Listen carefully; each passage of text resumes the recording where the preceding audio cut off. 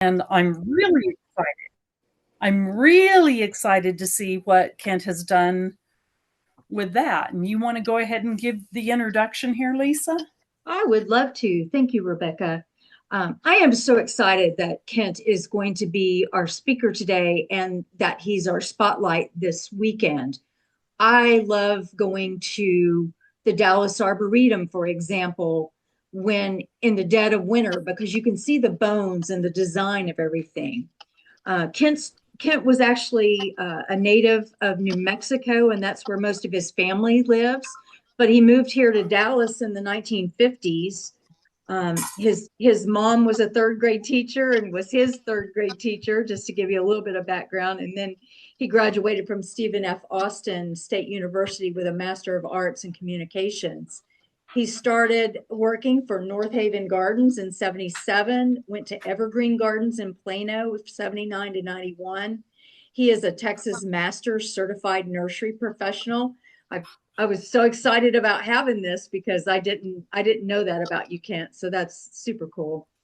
I'm wondering if the place you got the pressurized wood was from Home Depot. He served in human resources from 91 to 2015 at multiple stores at Home Depot. And he actually retired in 2015. And he says he should have done that from right out of college because he's had a full-time job on that property. His property is actually 4 acres, and he bought that property in 1977. And it had a house on it, but the house is probably not what any of us would consider a house, considering there was hay and farming equipment stored in it. So it was truly a fixer-upper. The seller considered it bulldozer fodder. It needed a new roof, plumbing, wiring, foundation work, kitchens, bathrooms, garage conversion to a study, bath, utility room, and 1,000 other things. The yard pretty much is native. It had 3 foot of Johnson grass on it, one real nasty pyracantha, and he didn't get city water until around 1990. It was a lot of work. It's been done through the years, very extensive remodeling after retiring in 15. And he's done 95% of that work. As far as building the dome, the water garden, bridge, trails, that was all 99.9% done by him. Most houses have 2 faucets on them.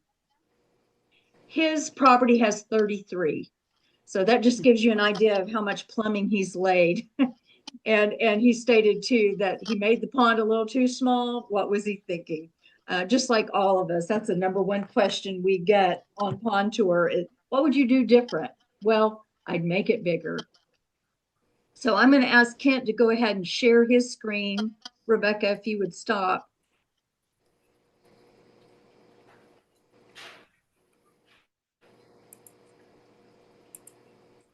Have I stopped? No, you have not. No, I have not. Now Kent's going in now.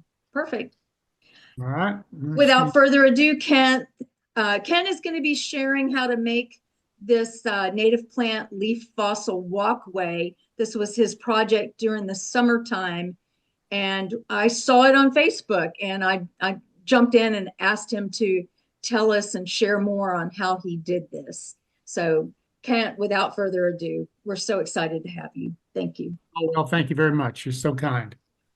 Well, I had this bed by the driveway that had gotten overrun with, I had redone it at least 3 or 4 times through the years, through the last 45, 50 years. And it was time to do it again. The sea oats, the inland sea oats and the Japanese honeysuckle had pretty much taken over with a few exceptions. And I finally said, okay, it's just time to go scorched earth and start over. So that put into a bunch of drainage and everything, and then determined on this go around I need a sidewalk. And so I said, well, a sidewalk, and this is something you're going to see when you first come in, so it can't be boring. I could pour a concrete sidewalk and that'd be boring. I could use stepping stones from Home Depot or Lowe's, and that would be boring and ugly. And I said, well, I could use tree rounds as long as they're bow dark so that it wouldn't rot, because all the others rot too fast. And I went, well, I didn't want to waste good bow dark on that. Uh, so I said, maybe I should make my own stepping stones that look like rock, that look like, flagstone or something. Or I could use flagstone, I decided, and that I almost went with that. That would be good. But I said it's good looking as it's kind of overused. So I was looking for something different. So I went on Amazon and I found these molds that it was molds that made what looked like stones, 6 different patterns, and the face of them were not flat. They appeared to be stonish also. And then I said, I wonder, maybe I should put some texture in that, some leaf texture. Anyway, from that I went and decided, let's use native plants. We got plenty of those, and if I can make those look like fossils.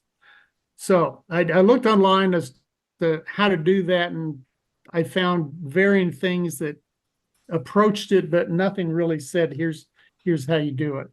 So I kind of had to figure it out. Now there's probably a dozen ways to do this. Is what I'm going to describe as the way that I did it, and a lot of this was trial and error. Okay, so the goal was about a 36-foot walkway that looked like fossilized leaves, and used the native plants that I had on my property.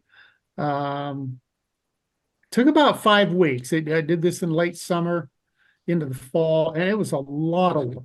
It was just a lot of work. I used 22 bags of concrete. I could have, just gotten a pile of sand and a couple Portland and done it that way, but I didn't. And as it turns out, 1 bag of concrete perfectly fills these 6 molds. So that was really handy. I'm sure that was by design of the people who sold them. So there are the molds. As you can see, they're different but similar. And the angles seem to be very purposeful when you put them on. They don't all match up to everything, but it can match up a lot, if that makes any sense at all. Anyway, these things are tough. I got them from Amazon. They came with absolutely zero instructions, nothing whatsoever. It's just a box of nothing. So you had to kind of figure it out. Now, it wasn't hard to figure it out. But if you went online and saw the customer reviews of this, a lot of people gave real detailed on how they did it. And none of them did what I wanted to do, but a lot of them did something kind of sort of similar. So anyway, so that's why I with there. Anyway, I ended up making 132 stones. About half of them had leaves in them. For that. And I was able to make about 1 batch of 6 stones every day. Mix up a bag of concrete, put the leaves in. I'll show you how I did that here in a minute, and let them sit 24 hours and then do another one. So there's a lot of drying time on there. There never really was a thing that was just horribly physically taxing. I mean, you mix 1 bag of concrete a day, that's not too bad. One thing I did, holds once it cures and you want to get them out, putting some kind of release agent in there really helped. I use boiled linseed oil. Online, people said they used Pam or some of the vegetable sprays. I tried that first, and although that worked very well, it was kind of messy. And this boiled linseed oil, which I just happened to have in the shed for some reason years ago, I used it and it worked great. I think you could use almost any oil-based or slick-based product to do that, and I think it would work just fine. So I don't think that's a hard. You have to use boiled linseed. Well, somebody got a question? No, okay. Every once in a while, come out of the mold, so I have to tap it with a rubber mallet, and but usually didn't take much at all. They all came out very, very easy. One thing about the leaves, so I'd collect the leaves, and I did a little experimenting. Some of the leaves are pretty stiff, as you know, and the concrete get on my first batch, the concrete would get under on both sides of the leaf, and that ended up being a problem. So I determined two things. One, I had to flatten the leaves. So I'd put the leaves in between two pieces of glass. And if it was a real stiff leaf, maybe a real thick one like a holly would be, sometimes I'd have to put that out in the sun for a couple hours to soften that leaf a little bit, because you wanted it to really adhere to the concrete on one side, but one side only. Here's what it looked like before I would pour. This was my batch where I used the PAM, and then I did that on one, and then I decided not to going forward. So sometimes the leaves would turn out best if I put them face side up, sometimes face side down. And with a little experimenting, you could look at a leaf and figure out which way to do it. I don't know how to tell you how to do that other than do it a couple times and you'll figure it out. So again, only about half of the molds had leaves in them. The other ones were blank. You use your inner artist. I did. Wheelbarrow came in real handy. Some people online had a small mixer that they would mix up. You can use a bucket, use the little pan that holds a bag of concrete. I used my trusty wheelbarrow, and it worked just fine. So one thing I did find after the first batch, for two reasons, I decided I needed to put plastic in between the concrete and the leaf, but it had to be a really, really thin, a very flexible plastic. So I tried saran wrap, and that worked great. But the problem was saran wrap was going to be expensive, because you get a 2-foot roll and it costs $10. So for $17, I bought this 18-inch wide by like 1,200 feet. So it's 100 times more than I ever need, but the price was right. And that was wide enough to do those. So why did I use that? So I determined after the first batch that I needed to separate the concrete from the leaf, but it had to be flexible enough so that the patterns showed. And this worked out really, really well. Okay. The other reason I needed to use the plastic was I was going to stain the stones after the concrete hardened or cured, as opposed to putting in just a solid colorant, which I could have done, and that still would have been okay. Except when you put in a solid colorant, the stone, the finished product is all going to look exactly the same. Well, when you look at a stone, they are not the same. The colors vary, and that's what I wanted. So I was using a stain, and I was afraid that the releasing agent, the linseed oil or the PAM, was going to clog the holes and the pores of the concrete and inhibit the staining process. So that's why I used the plastic, and it worked out really well.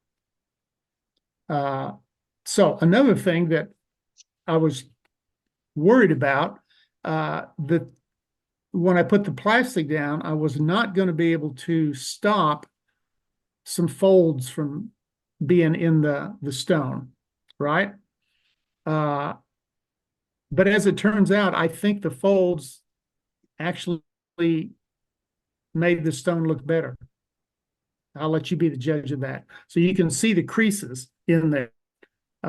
And does it look not right, or does it look okay? I determined it looked okay. I'll I let love you be it. the, I you like love, it? yeah, I Oh, do. whew, let's worry about that. So you put, I would, so I'd set the mold up, put the releasing agent in it, put the leaf down, put the plastic on it, and then fill the mold up halfway with concrete. And I had to make the concrete a little bit soupy, not too soupy, but you had to experiment, get it just right. Because you wanted it to get every nook and cranny in there. You still had to get the air bubbles out. So is what I found. I'd fill them up halfway, and then I would take my Sawzall here, take the blade out of it, plug it in, and put it straight down on top of the wood right next to the molds, and turn it on, and then circle the molds a couple times, and that would vibrate all the bubbles out. Then I'd fill the molds the rest of the way up, hit it again with the vibrating Sawzall, and that worked very, very well. So I didn't have any trouble with bubbles.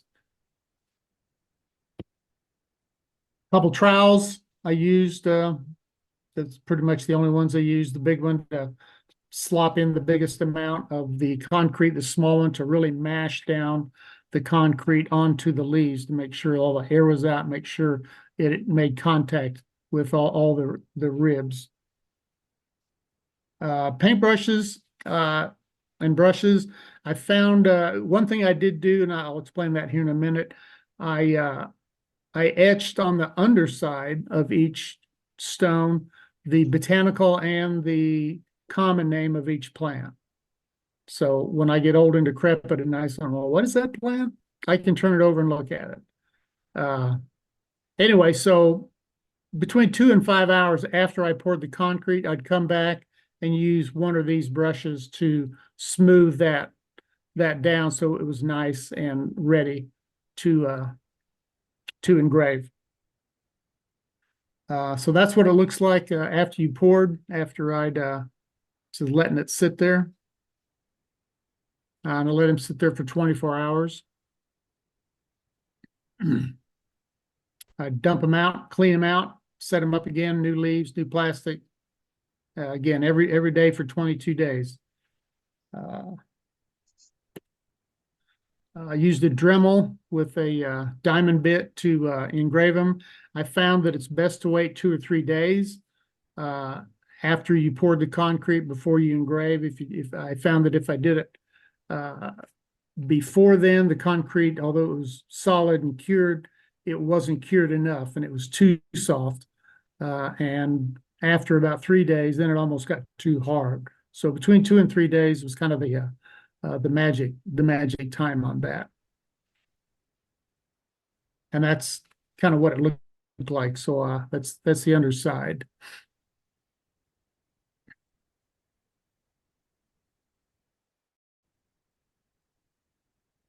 And people gave me grief about using poison ivy, and I went, there's no more beautiful plant than poison ivy. It's one of my favorite vines of all time. It does have one nasty habit, but other than that, it's almost perfect in every way. This is a sample of what happened. The leaves on the right, this is what happens when I did not use the plastic. And then the one on the left is when I started using the plastic. You can see the difference of the definition. And so you can see why I started using the plastic to separate the concrete from the leaf by a thin layer of plastic. A blowtorch, once I dumped the stones out of the molds in some of the creases, sometimes some of the plastic was there. This propane torch made real quick work of that. So staining it, as opposed to a solid colorant that you just put through the whole thing. So I found this. There's 100 out there to choose from. This is one that I found. This is one that I used. It was called Slate. It didn't look much like slate. It looked more brown than everything, but I was very happy with it.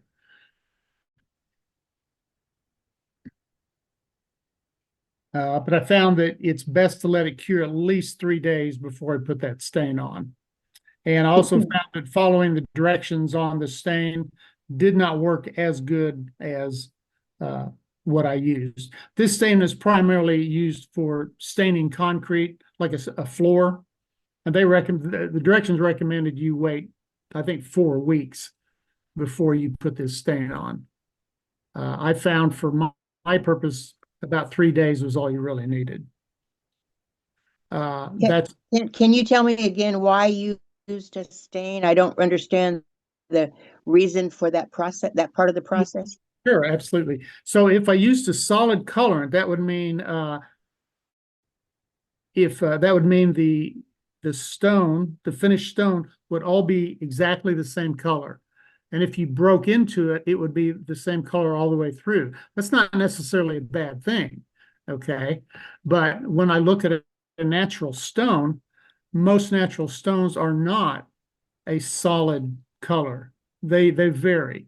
You know, it's lighter over here, it's darker over here, it's looks like it's stained over here. And so I wanted that look.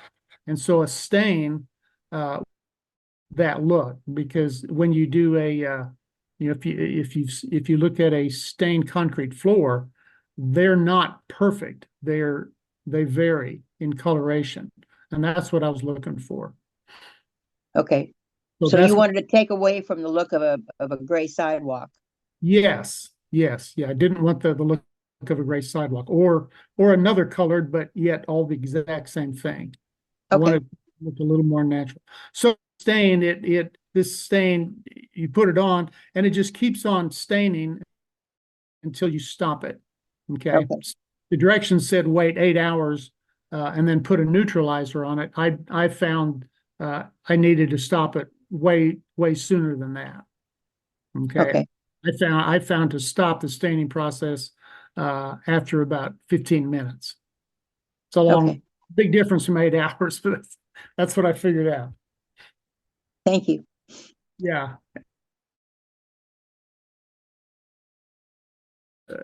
I said, well, when I stain the whole stone with the leaf in there. Now the leaf is the same color as the rest of the stone, and it didn't show up very good. And I figured that was going to be the case, and I didn't know, well, should I stain the whole thing and then come back and restain a different color, the leaves, or should I stain the leaves first and then put the whole stain on? I didn't know. So I experimented and I forget. And it's what I found out. It really doesn't matter. You can go either way. It worked out. So anyway, I found this batch of acetone-based stains, different colors. It was like a sample pack for if you're gonna, stain your floors, you could try these out. So I got those. The directions were add acetone to that, mix it up. Came in little spray bottles that I didn't use the spray part because I had to be very meticulous in painting the leaves. So I used paintbrushes, primarily those three small ones on the right, for painting the leaves. So painting the leaves, that was kind of time consuming. That would take, I don't know, 30 minutes to an hour for every stone. It dried very, very fast. Sometimes it dried almost as fast as you put it on, but sometimes you had to put it on 3 and 4 times to get the desired look. Did the color change a lot after they dried? No, they didn't, surprisingly. So here's a sample on the right. You can see this is where I stained the leaves before I stained the rest of the stone. And on the left, I stained the stone first and then put more stain on top of the leaves. As it turns out, it really doesn't matter. It worked very well both ways.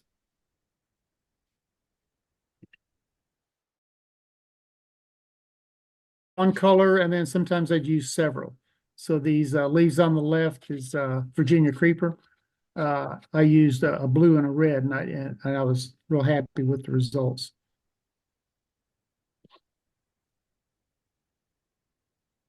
Then afterwards, they recommended a sealer. put on all of them. So that was the last step. Okay, so once I had them all done, I had 132 different stones. About half of them had leaves on them, about half of them did not. I lined them up, getting ready to do that, to lay them down. And I began to realize as I was doing this that even though they're very distinctly different, all of them, 4 out of the 6 all started looking the same. Now, maybe it's just my old age, okay, but I said, okay, this isn't going to work. So I ended up having to put I numbered them. I just assigned a number to each one, 1 through 6. And I put a blue tape with a permanent marker on the blue tape and labeled each one 1 through 6. So I could tell the difference. And you'd think you're crazy. Why would you have to do that? I had to do it, okay? It was driving me crazy. So ground preparation, I had again tilled the whole thing, the whole bed.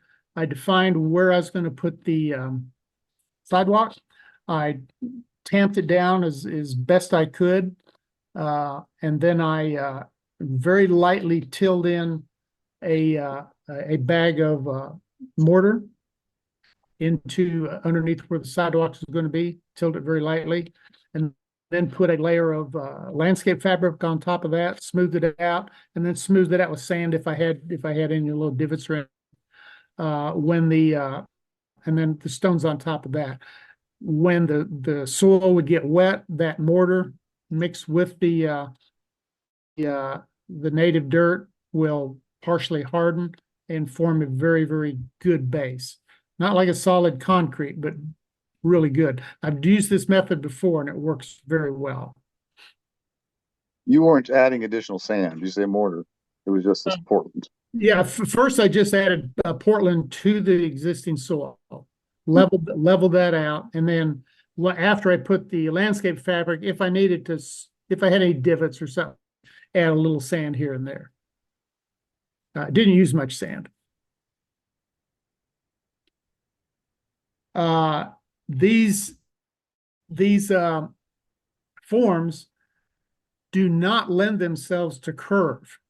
They want to go in a straight line as they are, and you'd think that you could, but they don't like to do it. So here I laid them out on the driveway, and that's about as curved as you can get, which is very, very straight. So it took some doing to figure out how to make that curve. And that's where the stones without any leaves on it would come in handy. I would make a curve, say halfway down there, and just angle it a little bit, and then I'd have to cut a stone that perfectly fit that hole that I just made. And that's how I do my curves. That took some doing. It was not easy to get that thing to curve the way I wanted it to without a lot of trouble. What normally I think would have taken a day to lay all these stones was pretty intense 3 days because of that. And here you can see, there it is. So a lot of the stones on the edges, on the left and the right, stick out too far. Well, those are the ones that don't have leaves on them, or I'd swap them out if they did. And then I would come back and cut those with a angle grinder to smooth it out, and I'll show you that. So angle grinder cut through these really, really easy. I was able to score them and just break them. That went very, very fast. Anyway, after I cut all the edges off and had to make a few to fit where I made the curves, that was pretty much the end result. But I still needed something, an edge on either side, so that through the years it wouldn't push out, right? And of course, there's 1,000 different ways you can do that. I didn't want an edging that you would see. like this edge stone or something like that. I'm not saying they're bad looking, but I didn't want to use that. I didn't want to use like some kind of metal or plastic edging just because I didn't want to. It doesn't mean it's bad or anything. I didn't want it. I didn't want anything to show. So is what I did. I on either side, all the way down it, I dug about a 2-inch deep trench and probably inch and a half, 2 inches wide. Okay, and then I poured concrete in that ditch all along the left side, all along the right side, and put in it enough so that it went halfway up the stones, but not all the way to the top. Okay, let that harden, and then I actually stained that so it would match the rest of the stones. Although I was going to cover it up, and you won't ever see it, but if you ever do see it, at least it'll be the same color and texture. And so anyway, after that dry, then covered that up with soil, so you don't see the edging at all, but it's there. And I've done that before.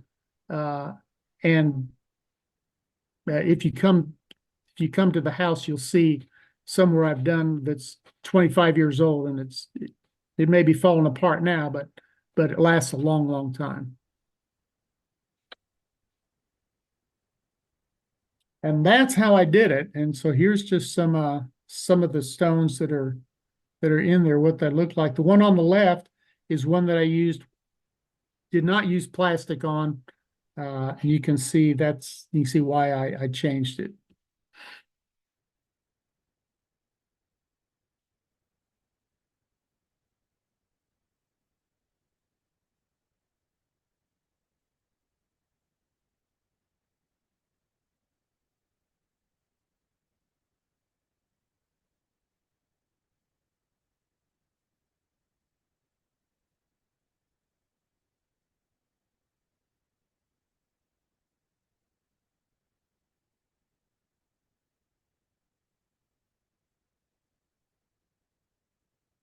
And the colors that I chose for the different plants had really nothing to do with the kind of plant it was. It was just, I think I'll use this color.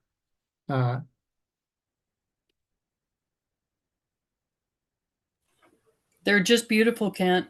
Well, thank you. You can see the texture of the stone, not where the leaf is, but the stone, how it varies. That's why I use the stain instead of just a solid coloring. And that's the effect I wanted, and that actually worked out. Everything I do doesn't always work out.